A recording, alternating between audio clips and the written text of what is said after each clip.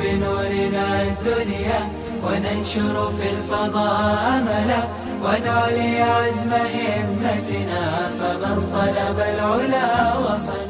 بسم الله الرحمن الرحيم. الحمد لله رب العالمين والعاقبة للمتقين والصلاة والسلام على سيد الأنبياء والمرسلين سيدنا وحبيبنا وحبيب رب العالمين محمد وعلى آله وأصحابه ومن هدى بهديه إلى يوم الدين. وبه قال حدثنا يحيى بن حبيب بن عربي قال حدثنا موسى بن إبراهيم بن كثير الأنصاري قال سمعت طلحة بن خراش قال سمعت جابر بن عبد الله رضي الله عنه وعنهم أجمعين يقول سمعت رسول الله صلى الله عليه وسلم يقول أفضل الذكر لا إله إلا الله وأفضل الدعاء الحمد لله. هذا حديث حسن غريب لا نعرفه إلا من حديث موسى بن إبراهيم وقد روى علي بن المديني وغير واحد عن موسى بن إبراهيم هذا الحديث. یحییٰ ابن حبیب ابن عربی سے روایت بیان کرتے ہیں امام ترمذی رحمہ اللہ، اور وہ موسیٰ ابن ابراہیم ابن کثیر الانصاری سے، اور وہ طلحہ ابن خراش، اور وہ حضرت جابر ابن عبداللہ رضی اللہ تعالی عنہ وعنہم اجمعین سے، وہ فرماتے ہیں میں نے رسول اللہ صلی اللہ علیہ وسلم کے فرماتے ہوئے سنا افضل الذکر لا الہ الا اللہ، کہ سب سے بہترین اور افضل ذکر لا الہ الا اللہ کا ورد ہے، کہ آدمی لا الہ الا اللہ محمد رسول اللہ پڑھتا رہے. لا الہ الا اللہ محمد رسول اللہ، اس کا کثرت سے ورد کرے. کیوں؟ اس لیے کہ انسان کے چاروں طرف گناہوں کے اسباب یہ دندناتے رہتے ہیں.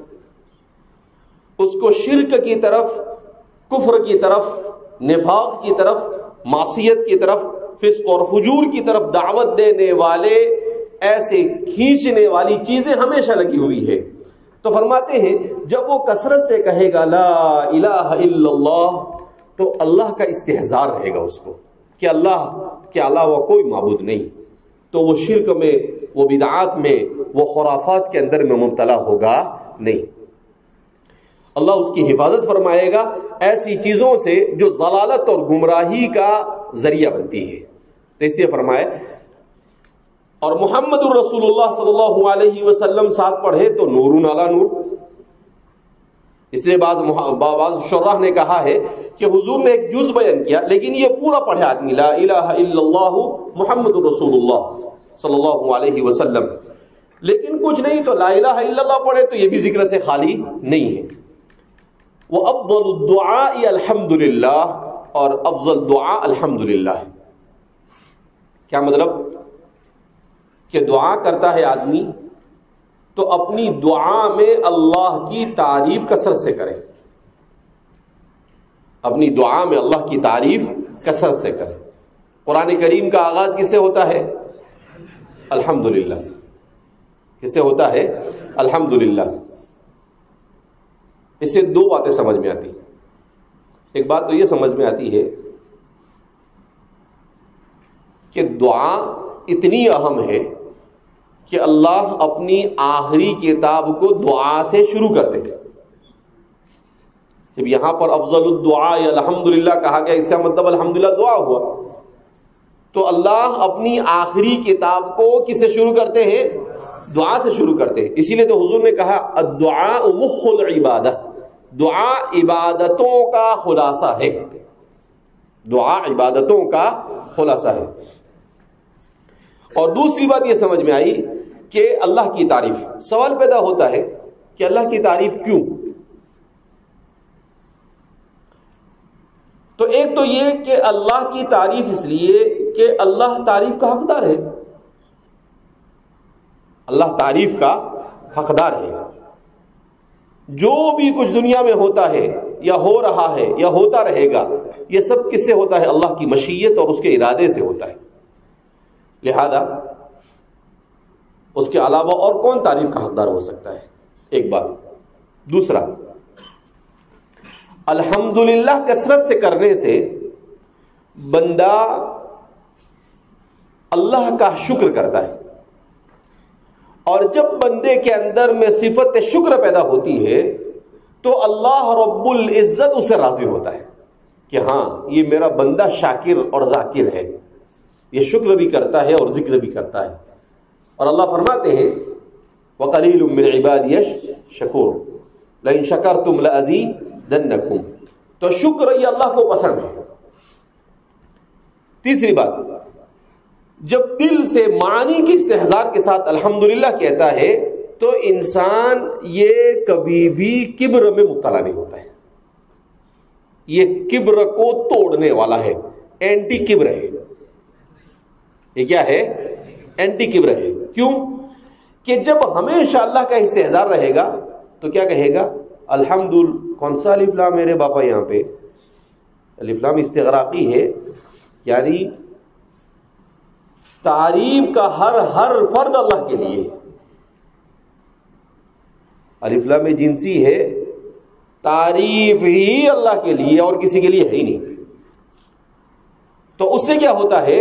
بندے کے اندر میں کبر کا مرض پیدا نہیں ہوتا ہے. اور جو بندہ اس دنیا سے کبر کے بغیر چلا گیا اس کے لیے جنت کا راستہ آسان ہو جاتا ہے. اس کے لیے جنت کا راستہ کیا ہو جاتا ہے؟ آسان ہو جاتا ہے. تو ایک الحمد ہے، مگر وہ صرف الحمدللہ نہیں ہے، وہ اپنے اندر بہت کچھ لیے ہوئے ہیں. اسی لیے اللہ کے رسول صلی اللہ علیہ وسلم کی عادت شریفہ تھی کہ آپ رخا کی حالت میں اگر کوئی پوچھتا کہ آپ کیسے ہو تو آپ فرماتے الحمدللہ. اور شدائد میں، مصیبت اور پریشانی اور بیماری میں ہوتے اور کوئی پوچھتا آپ کیسے ہیں تو آپ فرماتے الحمدللہ علی کل حال. تو مصیبت پر بھی اللہ کی تعریف، مصیبت پر بھی اللہ کی تعریف. ایسا نہیں کہ نہیں بندہ بہت پریشان ہے، بندہ مصائب میں گھرا ہوا ہے، اتنی پریشانیاں کہ آپ کو کیا بیان کروں. یہ فرماتے ہیں مصیبتوں اور پریشانیوں کو لوگوں کے سامنے بیان کرنا یہ گویا کہ اللہ کا شکوہ کرنا ہے. کیا کرنا ہے؟ اللہ کا شکوہ کرنا. کیونکہ مصائب کس کی طرف سے آتے ہیں؟ اللہ کی طرف سے آتے ہیں. تو اس میں دنیا یا آخرت کی کوئی نہ کوئی حکمت ہوتی ہے جس کو بندہ سمجھ نہیں سکتا ہے. لیکن بندہ اسی کے اوپر حضرت یعقوب علیہ السلام کتنی بڑی مصیبت آئی، آپ کا چہیتا بیٹا ہی غائب ہو گئے، غائب کر دیا، دوسروں نے اپنوں نے غائب کر دیا. تو یعقوب علیہ السلام انما اشکو بثی وحزنی الی اللہ، کہا کہ میں لوگوں کے سامنے جزا فضا نہیں کرتا، میں تو انما اشکو بثی وحزنی الی اللہ، میں اپنے غم اور اپنی پریشانی کی شکایت صرف میں اللہ سے کرتا ہوں کہ اللہ میں اتنی بڑی مصیبت میں مبتلا ہوا. تو جب انہوں نے غم کو اللہ ہی کے سامنے بیان کیا تو اللہ رب العزت نے انہیں چاہے زمانے کے بعد ہی صحیح لوٹا دیا، اپنی زندگی میں ان کو کیا کر لیا؟ پا لیا. تو یہ فرق ہوتا ہے کہ مصائب اور پریشانیوں کو اللہ کو چھوڑ کر دوسروں کے سامنے بیان کرنے سے اس میں اضافہ ہوتا ہے. اس میں کیا ہوتا ہے؟ اور مصائب اور پریشانی کو اللہ کے سامنے بیان کرنے سے اس میں ازالہ ہوتا ہے. ارے ازالہ سمجھتا ہے نا، یعنی ختم ہوتی ہے. یہ تو اردو بھی نہیں سمجھے. ارے سمجھ میں آئی بات؟ تو ایک طرف اضافہ اور دوسری طرف ازالہ. تو کہا کہ آدمی کو چاہے کوئی بھی پریشانی، اللہ کے رسول صلی اللہ علیہ وسلم اپنے جوتے کا تسمہ ٹوٹ جاتے تو بھی اللہ سے دعا کرتے تھے.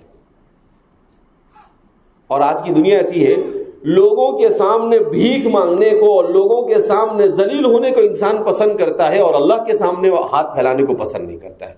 کیسی الٹی کھوپڑی ہے انسانوں کی بھی کہ سمجھ میں نہیں آتا ہے. جس کے سامنے ہاتھ پھیلانا چاہیے اس کے سامنے جانے کے لیے تیار نہیں. یہ سب کیا ہے؟ نحوست معصیت ہے. یہ سب کیا ہے؟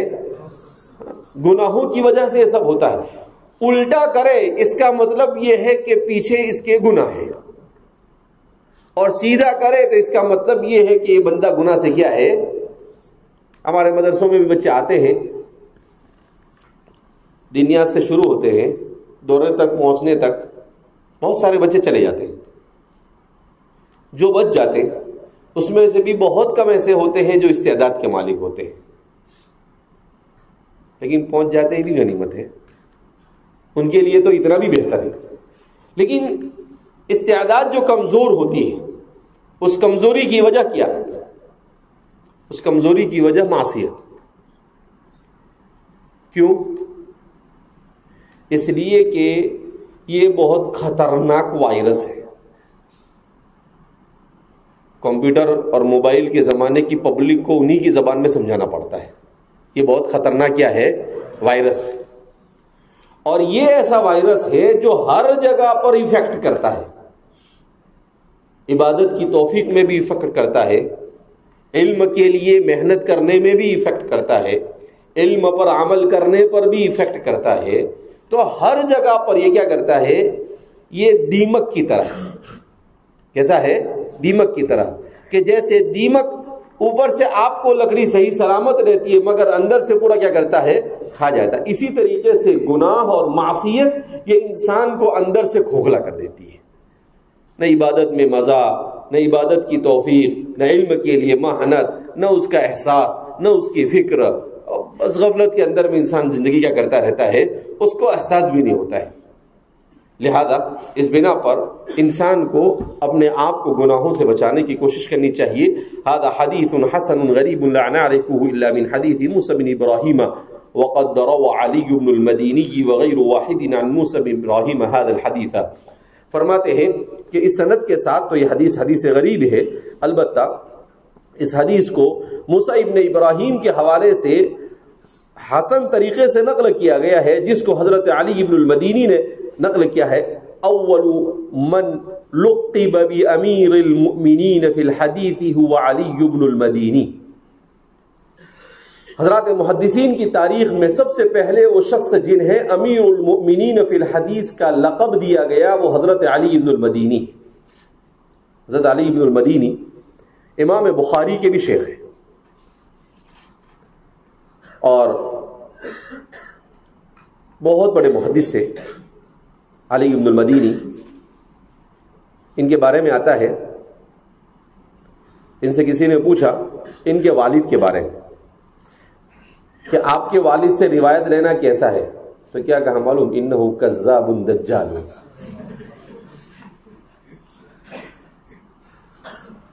اپنے والد کو جو تھے وہ بیان کر دیا, کہا باپ کی جگہ پر, اس کا حق اس کی جگہ پر, مگر میرے دین اور میرے رب کے راستے میں آئے تو جو ہے وہی بیان کروں. کچھ محدثین نے ان کو ان کے بھائی کے بارے میں پوچھے تو کہتے ہیں مباح القتل, بولے مت ڈالو اس کو. حدیث گھڑتا رہتا ہے. تو ہمارے محدثین نے کبھی بھی ایسا نہیں کہ, تو اسی لیے تو یہ ہمارے تک صحیح پہنچے ہے, ورنہ تو پتہ نہیں کیا سے کیا کھچڑا ہی نہیں کھچڑا بنا دیا ہوتا لوگوں نے. بات یعنی آج کے زمانے میں دیکھو آپ, اگر آدھے کلومیٹر پر نہیں اپنے اوپر بیٹھے نیچے کچھ ہوا تو اوپر آنے تک پتہ نہیں کیا کیا ہو جاتا اس میں. کتنی دیر میں نیچے ہوا کوئی, اور اپنے 2 منزل اوپر ہے, اوپر آنے تک تو کتنی روایتیں. ایک آگے بولے گا ایسا ہوا, بولے گا ایسا بولا, وہاں جا کے دیکھو تو کچھ اور ہی ہوا ہوتا ہے. اور اللہ کے رسول صلی اللہ علیہ وسلم کی ہر بات ہم تک بالکل صاف اور شفاف پہنچی ہے. یہ بہت بڑا معجزہ ہے. انہا معجزۃ کبریٰ. اگر عقل مند ہے تو اس کے لیے اتنا ہی معجزہ ایمان لانے کے لیے کیا ہے؟ کافی ہے. وبه قال حدثنا ابو كريب ومحمد بن عبيد المحاربي قال حدثنا يحيى بن زكريا بن ابي زائدة عن ابيه عن خالد بن سلمة عن البهي عن عروة عن عائشة رضي الله عنها وعنهم اجمعين قالت كان رسول الله صلى الله عليه وسلم يذكر الله على كل احيانه. امام ترمذی اپنی شیخ ابو قریب سے اور وہ محمد بن عبید المحاربی سے, اور وہ دونوں اپنے شیخ یحییٰ ابن زکریا ابن ابی زائدہ سے, اور وہ اپنے والد سے. اپنے والد سے مراد کون ہے؟ زکریا ابن ابی زائدہ. اور وہ خالد ابن سلمہ سے, اور وہ بہی سے, اور وہ عروہ سے, اور وہ ام المؤمنین مع عائشہ صدیقہ رضی اللہ تعالی عنہا سے روایت کرتے ہیں. فرماتی ہے کان رسول اللہ صلی اللہ علیہ وسلم یذکر اللہ علی کل احیانہ, کہ اللہ کے رسول صلی اللہ علیہ وسلم ہر حال میں اللہ کا ذکر کرتے تھے. ہر حال میں, اٹھتے بیٹھتے چلتے پھرتے, اونچائی پر جاتے ہوئے, نیچے کی طرف اترتے ہوئے جہاں کوئی موقع ایسا نہ ہو کہ اللہ کے رسول صلی اللہ علیہ وسلم سے کوئی ذکر منقول نہ ہو، ہر موقع پر اللہ کا ذکر کرتے تھے. مگر حضور کی امت اس کی الٹی، ہر موقع پر اللہ کے ذکر کو چھوڑنے والی، ہر موقع پر اللہ کے ذکر کرنے والی چھوڑنے والی. تو فرماتے ہیں کہ اللہ کے رسول صلی اللہ علیہ وسلم کی سنت ہے کہ کس موقع پر رسول اللہ صلی اللہ علیہ وسلم اب نیچے سے اوپر آ رہے ہیں، اس کو دھکا مارے گا، وہ اس کو دھکا مارے گا، یہ بولے گا کیا کہہ رہے، کیا آج بہت لمبی نماز پڑھا ہے نا، آج گوشت برابر نہیں تھا کیا، کوئی بالکل بے فائدہ چیز. وہ باتیں کرتے کرتے کرتے اوپر آئے گے. اس کی جگہ پر آدمی اللہ اکبر پڑھتے پڑھتے آئے تو کیا گھس جاتا ہے، ثواب کا ثواب، عبادت کی عبادت، اور حضور کی سنت. اور حضور نے فرمایا کہ میری ایک سنت کو فساد کے زمانے میں، فتنے اور فساد کے زمانے میں کوئی زندہ کرے گا تو اس کو 70 شہیدوں کا ثواب ملے. لیکن کون ہے جو اللہ کے رسول کی سنتوں کو کیا کرے، زندہ کرے. لہذا یہ پڑھتے ہیں تو یہی کہ پڑھنے کا مطلب یہ ہے کہ پڑھ لیا کہ حضرت عائشہ فرماتی ہے کہ ہمیشہ تو اب عادت بنانے کی کہ نیچے اترتے وقت سبحان اللہ اور اوپر چڑھتے وقت اللہ اکبر. اس کی عادت بنانی پڑتی ہے. اور ایک مرتبہ جب عادت بن جاتی ہے پھر اس کے بعد جیسے بری عادت نہیں چھوڑتی ہے ایسے ہی اچھی عادت بھی نہیں چھوڑتی ہے، لیکن اس کے لیے محنت کرنی پڑتی ہے. وہی نہیں، یہ اللہ کا اتنا احسان مانو. ابھی میں ملیشیا گیا تھا تو ایک الجزیرہ جو ٹی وی ہے اس کا ایک نامہ نگار ملے، ایسے ایئرپورٹ پر ملنے کے لیے آئے. تو کل انہوں نے مجھے ایک کلپ بھیجی کہ ایک عرب ہے، وہ حدیث کی کسی مجلس کے اندر میں لوگوں کے سامنے ذکر کرتے ہیں. کہا اس وقت روئے زمین پر سب سے خوش قسمت اگر کوئی گروہ ہے تو وہ ہندوستان، پاکستان اور بنگلہ دیش کے مدارس میں پڑھنے والے طلباء. پھر انہوں نے سوال کیا کہ یہ اتنے سارے عرب بیٹھے ہیں، تم میں سے کون ہے جس نے سیاہ ستہ پوری پڑھی؟ تو ایک بھی ہاتھ نہیں اٹھاتے. کہا وہاں سیاہ ستہ پوری پڑھائی جاتی ہے. بولے پوری دنیا میں صرف یہی ایک خطہ ایسا ہے جہاں پر سیاہ ستہ کو مکمل پڑھایا جاتا ہے، وہاں مشکات کو مکمل پڑھایا جاتا ہے، وہاں ریاض الصالحین کو پڑھایا جاتا ہے. کہا پوری دنیا میں صرف یہ خطہ ایسا ہے کہ ان لوگوں کو اللہ نے اپنی حدیث کی اور اپنے رسول کے کلام کے پڑھنے پڑھانے کے لیے منتخب کیا. کہا ان سے زیادہ خوش قسمت میرے نزدیک روئے زمین پر اس وقت کوئی نہیں. تو اپنے کو تو کیسا ہے، مال مفت دل بے رحم. تو اللہ جزائے خیر دے ہمارے اکابرین کو کہ نظام بنا کے گئے. وہ عرب ہوگے نہیں پڑھتے، ہم عجم ہونے کے بعد ہم کو تو شاید نام بھی نہیں معلوم ہوتا. کیا نہیں معلوم ہوتا؟ نہ بخاری کا نام معلوم ہوتا، نہ مسلم کا معلوم ہوتا، نہ ترمذی کا، نہ ابو داؤد کا، نہ نسائی کا، اور نہ ابن ماجہ کا. میں نے کہا ابھی اس کو معلوم نہیں، موتن بھی پڑھتے ہم. ابھی اس کو معلوم نہیں ہے شرح معانی الاثار بھی پڑھتے ہم. ابھی اس کو معلوم نہیں مسند ابی حنیفہ بھی ہمارے یہاں ہوتی ہے. سمجھ میں آئی بات؟ پھر اس نے کہا کہ ایسے کہا کہ ایک مسلک کی کتاب اور ایک مذہب کی کتاب پڑھنا بھی ضروری ہے، اس کے بغیر آپ پرفیکٹ عالم بن ہی نہیں سکتے. کہا پوری اسلامی تاریخ اٹھا کر دیکھو. کہا وہ لوگ فقہ حنفی کی کتابیں پڑھتے، پوری کی پوری کتابیں چٹ ڈالتے. بولے کہا اصول فقہ پڑھتے ہیں. کہ پھر وہ پوچھتا ہے کہ تم نے کبھی سنا ہے کہ دیوان متنبی؟ بولے وہ دیوان متنبی بھی پڑھتے. بولے وہ ادب اور نحو صرف بھی پڑھتے. بولے وہ تو ان کو قدر ہے، عرب ہے، سب کچھ ہے، مگر ان کے پاس کچھ نہیں ہے، کھوکھلے ہو گئے. اللہ حفاظت فرمائے. تو اس نعمت کی ہمیں کیا ہونی چاہیے؟ قدر ہونی چاہیے. بہرحال تو فرماتے ہیں هذا حدیث حسن غریب لا نعرفه الا من حدیث یحیی بن زکریا بن زائدہ والبہی اسمه عبد اللہ. یہ چونکہ بہی سے ہی مشہور ہو گئے تو ان کا نام بیان فرما رہے ہیں کہ عبداللہ البہی ان کا اصل نام ہے. باب ما جاء عن الداعي يبدأ بنفسه وبه قال حدثنا نصر بن عبد الرحمن الكوفي قال حدثنا أبو قطن عن حمزة الزياتي عن أبي إسحاق عن سعيد بن جبير عن ابن عباس عن أبي بن كعب رضي الله عنه وعنهم أجمعين أن رسول الله صلى الله عليه وسلم كان إذا ذكر أحدا فدعا له بدأ بنفسه. هذا حديث حسن غريب صحيح. وأبو قطن اسمه عمرو بن الهيثم. یہ دعا ہے، یہ باب ہے عن الداعی يبدأ بنفسه، کہ دعا کرنے والا اپنی ذات سے شروع کرے. آپ روایت کرتے ہیں نصر بن عبد الرحمن الکوفی سے، اور وہ ابو قطن سے. ابو قطن کا نام نیچے انہوں نے خود ذکر کیا ہے، عمرو بن الہیثم ہے. عن حمزہ الزیات، حمزہ الزیات مشہور قاری ہے. عن ابی اسحاق عن سعید بن جبیر، سعید بن جبیر انتہائی مشہور تابعی ہے جن کو حجاج بن یوسف نے شہید کیا تھا. عن ابن عباس عن ابی بن کعب.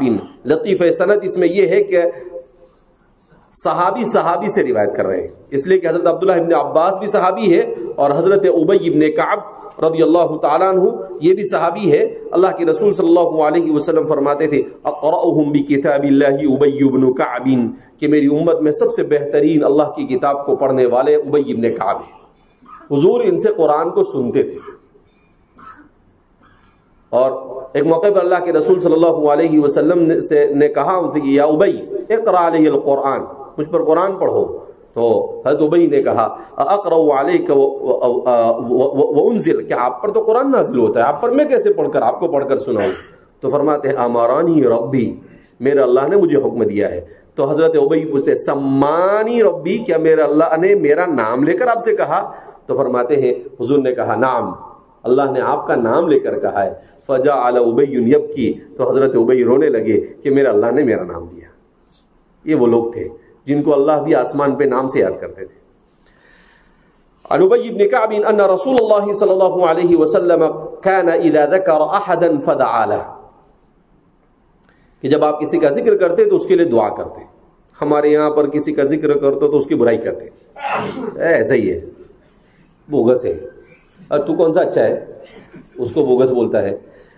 بدأ بنفسه، تو فرماتے ہیں کہ اپنے نفس سے اس کا آغاز کرتے. تو اللہ کے رسول صلی اللہ علیہ وسلم کی یہ سنت کہ کسی کا بھی ذکر ہو تو اس کے لیے دعا کریں، ایسا نہیں کہ اس کی برائی کرنا شروع کر دے. اس زمانے میں جتنی غیبت ہوتی ہے شاید دنیا بننے کے بعد اب تک کی اتنی غیبت نہیں ہوئی ہوگی جتنی ہمارے زمانے کے اندر میں. غیبت کی بیماری عام ہے، کسی کو کوئی آدمی اچھا نہیں لگتا، خود کا ٹھکانہ نہیں، اور ساری دنیا پر تبصرہ کرتا رہے گا، یہ ایسا وہ ایسا. ارے باپا تو کیسا؟ تو آدمی کو دوسروں پر نکیر دنیا میں سب سے آسان کام ہے کسی پر اعتراض کرنا، سب سے آسان کام. کیوں؟ اس میں محنت کون سی لگتی؟ یہ دنیا میں سب سے آسان کام. اور دنیا میں سب سے مشکل کام کسی کی صلاحیت کا اعتراف کرنا. انسان کے لیے سب سے مشکل کام کیا ہے؟ کسی کی صلاحیت کا اعتراف کرنا. نہیں، وہ انسان نہیں مانتا ہے، خود کو کچھ نہیں آتا وہ چلے گا، لیکن جس کو کچھ آتا ہے اس کے بارے میں وہ نہیں بولے گا کہ اس کو آتا ہے. نہیں کہا کیوں؟ اپنی نیچی ہو جاوے، اپنا کیا.